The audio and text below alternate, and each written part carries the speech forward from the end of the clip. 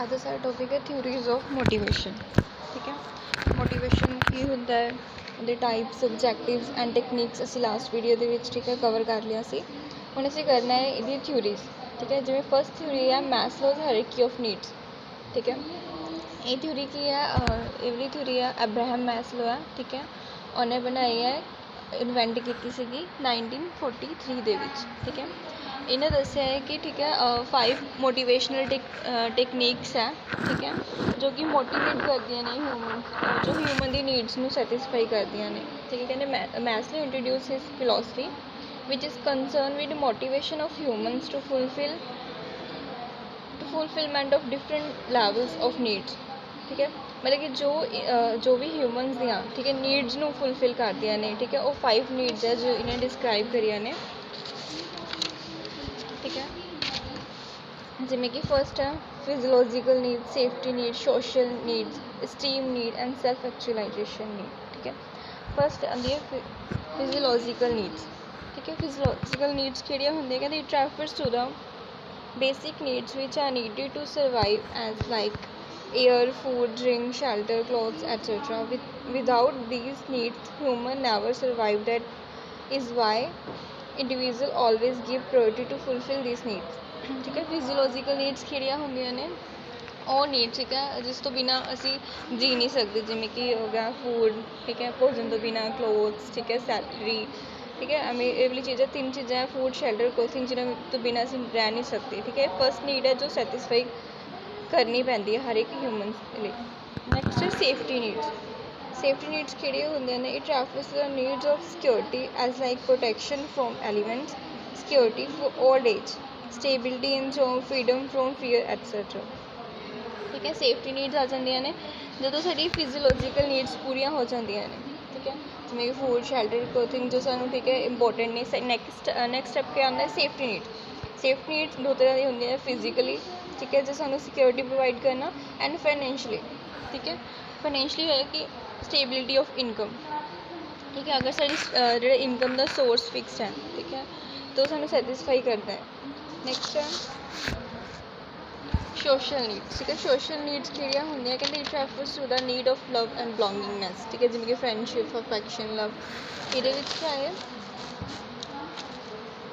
ਜਿਵੇਂ ਕਿ ਸਾਨੂੰ ਠੀਕ ਹੈ ਜਦੋਂ ਇੱਕ ਇਨਸਾਨ ਦੀ ਠੀਕ ਹੈ ਫਿਜ਼ੀਓਲੋਜੀਕਲ ਐਂਡ ਸੇਫਟੀ ਨੀਡਸ ਪੂਰੀਆਂ ਹੋ ਜਾਂਦੀਆਂ, ਨੈਕਸਟ ਆ ਜਾਂਦੇ ਸੋਸ਼ਲ ਨੀਡ। ਠੀਕ ਹੈ, ਕਿ ਉਹਨੂੰ ਸਾਰੇ ਜੋ ਹੈ ਅਸੈਪਟ ਕਰਨ, ਸੋਸ਼ਲੀ ਅਸੈਪਟੈਂਸ ਹੋਵੇ ਉਹਦੀ। ਠੀਕ ਹੈ, ਜਿਹੜੇ ਕੋਈ ਉਹਦਾ ਕੇਅਰ ਕਰਨ ਵਾਲਾ ਹੋਵੇ ਅਤੇ ਉਹ ਵੀ ਕਿਸ ਦੀ ਕੇਅਰ ਕਰੇ। ਠੀਕ ਹੈ, ਫਰੈਂਡਸ ਵਗੈਰਾ, ਫੈਮਿਲੀ। ਨੈਕਸਟ ਨੀਡ ਆ ਜਾਂਦੀ ਹੈ esteem or ego needs. Esteem or ego needs ਕਿਹੜੀਆਂ ਹੁੰਦੀਆਂ ਨੇ, it refers to the needs of self-respect, recognition from others which is demanded by individual in the organization. ठीक है, कहते Maslow noted 2 versions of esteem needs, a lower version, a higher version. ठीक है, lower version केड़ा हुंदा है is a need for the respect from the others. ठीक है, and status, fame, affection. higher version केड़ा हुंदा itself as a need for self respect.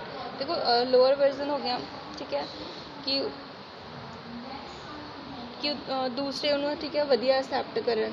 ਠੀਕ ਹੈ, ਲਿਖਿਆ ਨਾ steam needs respect from others. ਠੀਕ ਹੈ, ਉਹ ਦੂਸਰਿਆਂ ਤੋਂ ਉਹਨੂੰ ਰਿਸਪੈਕਟ ਮਿਲੇ। ਠੀਕ ਹੈ, ਉਹ ਖੁਦ ਨੂੰ ਵਧੀਆ ਸਮਝੇ, ਅਲੱਗ ਸਮਝੇ। ਠੀਕ ਹੈ, ਨੈਕਸਟ ਹੈ ਦੂਸਰਾ ਸੀਗਾ ਹਾਇਰ ਨੀਡ। ਹਾਇਰ ਨੀਡ ਦੇ ਵਿੱਚ ਕੀ ਹੁੰਦਾ, ਸੈਲਫ ਕੌਨਫੀਡੈਂਸ। ਠੀਕ ਹੈ, ਸੈਲਫ ਰਿਸਪੈਕਟ, ਕਿ ਖੁਦ ਨੂੰ ਅਕਸੈਪਟ ਕਰੇ। ਠੀਕ ਹੈ, ਉਹਦੀ strength, competence, confidence and freedom. Last ਹੈ ਸੈਲਫ ਐਕਚੁਅਲਾਈਜੇਸ਼ਨ ਨੀਡਸ। ਠੀਕ ਹੈ, ਕਹਿੰਦੇ but man can be he must be. ਠੀਕ ਹੈ, ਦੇਖੋ ਜਦੋਂ ਉਹਦੀ ਸਾਰੀਆਂ ਜੋ ਵੀ ਉਹਦੀ ਨੀਡਸ ਹੈ, ਜੋ ਉਹਨੂੰ ਚਾਹੀਦਾ ਆਪਣੀ ਲਾਈਫ ਦੇ ਵਿੱਚ। ਠੀਕ ਹੈ, ਜਦੋਂ ਇੱਕ ਪਰਸਨ ਸੈਟਿਸਫਾਈ ਹੋ ਜਾਂਦਾ ਤਾਂ ਰਿਅਲਾਈਜ਼ ਕਰਦਾ ਹੈ ਕਿ ਉਹਨੂੰ ਠੀਕ ਹੈ ਉਸਦਾ ਜਨਮ ਕਿਸ ਪਰਪਸ ਦੇ ਲਈ ਹੋਇਆ ਹੈ ਨਾ, ਵੀ ਪੂਰਾ ਉਹਨੇ ਵੀ ਕੀ ਕਰਨਾ ਚਾਹੁੰਦਾ ਆਪਣੀ ਲਾਈਫ ਦੇ ਵਿੱਚ। ਠੀਕ ਹੈ, ਉਹਦਾ ਪੈਸ਼ਨ ਨੂੰ ਆਈਡੈਂਟੀਫਾਈ ਕਰਨਾ, ਉਹ ਕਿਹਦੇ ਵਿੱਚ ਆ ਜਾਂਦਾ ਹੈ, ਸੈਲਫ ਐਕਚੁਅਲਾਈਜੇਸ਼ਨ ਨੀਡਸ ਦੇ ਵਿੱਚ। ਠੀਕ ਹੈ, ਇਹ ਹੋ ਗਈ ਸਾਡੀ ਫਸਟ ਨੀਡ।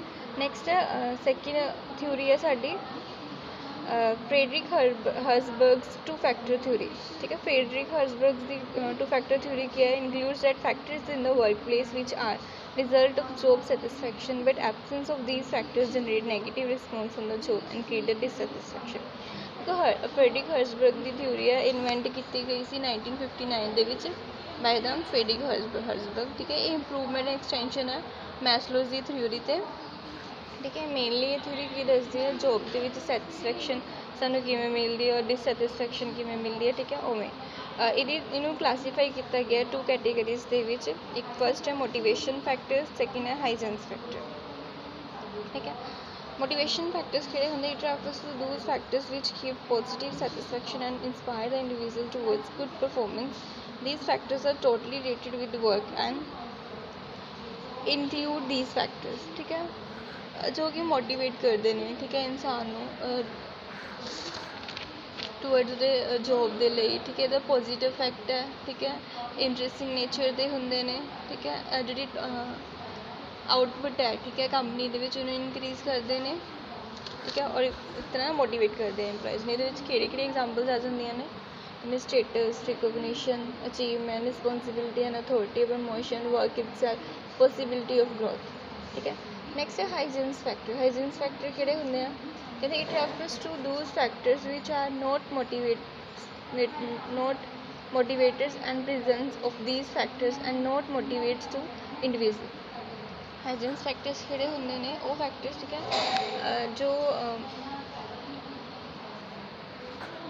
ਠੀਕ ਹੈ, ਉਹ ਫੈਕਟਰ ਜੋ ਇਨਸਾਨ ਨੂੰ ਮੋਟੀਵੇਟ ਨਹੀਂ ਕਰਦੇ ਬਟ ਸੈਟਿਸਫਾਈ ਕਰਨ ਲਈ ਜ਼ਰੂਰੀ ਹੁੰਦੇ ਆ, ਠੀਕ ਹੈ। Do not motivate a people, ਉਹਨਾਂ ਨੂੰ ਸੈਟਿਸਫਾਈ ਜ਼ਰੂਰ ਕਰਦੇ ਆ, ਠੀਕ ਹੈ। ਇਹਨਾਂ ਦੇ ਪੋਜ਼ੀਟਿਵ ਰਿਸਪੌਂਸ ਨਹੀਂ ਹੁੰਦੇ, ਠੀਕ ਹੈ, ਬਟ ਇਹ ਹੈ ਨੈਗੇਟਿਵ ਰਿਜ਼ਲਟਸ ਵੀ ਨਹੀਂ ਦਿੰਦੇ, ਠੀਕ ਹੈ। ਇਹਦੇ ਦੀ ਐਗਜ਼ਾਮਪਲ ਜਿਵੇਂ status, job security and salary, working condition, training facilities, environment of organization, salary, interpersonal and the relation with peers, ਠੀਕ ਹੈ। ਨੈਕਸਟ ਹੈ McGregor's theory X and Y, ਠੀਕ ਹੈ। ਡੋਗਲ ਐਮਸੀਕਿਊਜ਼ ਨੇ ਇੰਟਰੋਡਿਊਸ ਕੀਤੀਆਂ, ਠੀਕ ਹੈ, these two theories, ਜਿਹਨੂੰ ਇਹਦੇ ਵਿੱਚ ਕਹਿੰਦਾ theory X and theory Y, ਠੀਕ ਹੈ। Based on 2 distinct views of human beings, theory X deals with the one extreme based on one set of assumptions and theory Y deals with another extreme based on another set of assumptions। mean theory X ਦੀ ਆਪਣੀਆਂ assumptions ਨੇ and theory Y ਦੀ ਆਪਣੀਆਂ assumptions ਨੇ। ਹੁਣ ਅਸੀਂ ਪੜ੍ਹਦੇ ਹਾਂ theory X ਦੇ ਵਿੱਚ ਕਿਆ ਹੈ ਕਿ this theory is based on the traditional approach to human behavior। the assumptions generally held by the managers in this theory, ठीक है।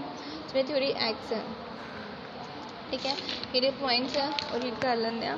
ਜਿਵੇਂ ਫਸਟ ਹੈ the average human beings inherently dislike work and will try to avoid it, ਠੀਕ ਹੈ, whenever possible। ਜਿਹੜੀ theory X ਹੈ, ਠੀਕ ਹੈ, ਇਹ ਕੀ ਹੁੰਦੀ? ਇੱਕ ਨੈਗੇਟਿਵ ਅਪਰੋਚ ਹੈ। ਜਿਵੇਂ ਜਿਹੜੇ ਇੱਥੇ ਦੇ ਜੋ ਵੀ, ਠੀਕ ਹੈ, ਵਰਕਰਸ ਹੈ, ਉਹ ਕੰਮ ਨੂੰ ਕਰਨਾ ਪਸੰਦ ਨਹੀਂ ਕਰਦੇ, ਡਿਸਲਾਈਕ ਕਰਦੇ ਨੇ ਵਰਕ ਨੂੰ, ਠੀਕ ਹੈ, ਆਪਣੀ ਰਿਸਪੋਂਸੀਬਿਲਿਟੀਜ਼ ਨੂੰ ਅਵੋਇਡ ਕਰਦੇ ਨੇ, ਠੀਕ ਹੈ। ਔਰ ਕੀ ਹਿਊਮਨ ਨੇਚਰ ਜੋ ਵੀ ਹੁੰਦਾ ਸਭ ਦਾ ਨੈਗੇਟਿਵ ਜਿਹਾ ਹੁੰਦਾ ਹੈ, ਠੀਕ ਹੈ। Next as the employees are lazy, ਠੀਕ ਹੈ। ਇੰਪਲੋਇਜ਼ ਜਿਹੜੇ ਹੁੰਦੇ ਲੇਜ਼ੀ ਹੁੰਦੇ, ਕੰਮ ਕਰਨਾ ਪਸੰਦ ਨਹੀਂ ਕਰਦੇ। ਦੇ must B control, cost, threaten with the punishment to achieve goals to which they are indifferent। ਦੇਖੋ ਲੇਜ਼ੀ ਹੁੰਦੇ ਨੇ, ਉਹਨਾਂ ਨੂੰ ਕੀ ਕਿਹਾ ਜਾਂਦਾ ਕਿ ਉਹ ਅਗਰ ਆਪਣੀ ਗੋਲ ਲਈ ਨਹੀਂ ਵਰਕ ਕਰਨਗੇ ਤਾਂ ਉਹਨੂੰ ਪਨਿਸ਼ਮੈਂਟ ਦਿੱਤੀ ਜਾਏਗੀ। ਐਵਰੇਜ ਇੰਪਲੋਇਜ਼ ਨੂੰ ਟਰਾਈ ਟੂ ਅਵੋਇਡ, ਠੀਕ ਹੈ, ਜਿਹੜੇ ਵੀ ਇੰਪਲੋਇਜ਼ ਹੁੰਦੇ ਅਵੋਇਡ ਕਰਦੇ ਨੇ responsibilities and seek formal direction whenever possible. They become have relatively little ambition, ਠੀਕ ਹੈ। ਫਸਟ ਸੀਗਾ ਕਿ ਡਿਸਲਾਈਕ ਕਰਦੇ ਨੇ ਵਰਕ ਨੂੰ, ਲੇਜ਼ੀ ਹੁੰਦੇ ਨੇ, ਠੀਕ ਹੈ, ਪਨਿਸ਼ਮੈਂਟ ਦਿੱਤੀ ਜਾਂਦੀ ਹੈ ਜੇ ਅਗਰ ਕੰਮ ਨਹੀਂ ਕਰਦੇ, ਠੀਕ ਹੈ, ਅਵੋਇਡ ਕਰਦੇ ਨੇ ਰਿਸਪੋਂਸੀਬਿਲਿਟੀਜ਼ ਨੂੰ।